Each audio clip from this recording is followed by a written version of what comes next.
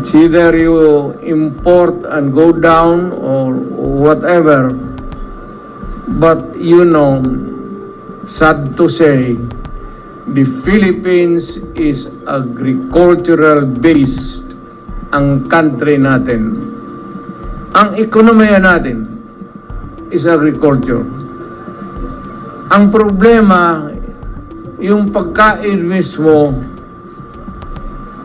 hirap tayo.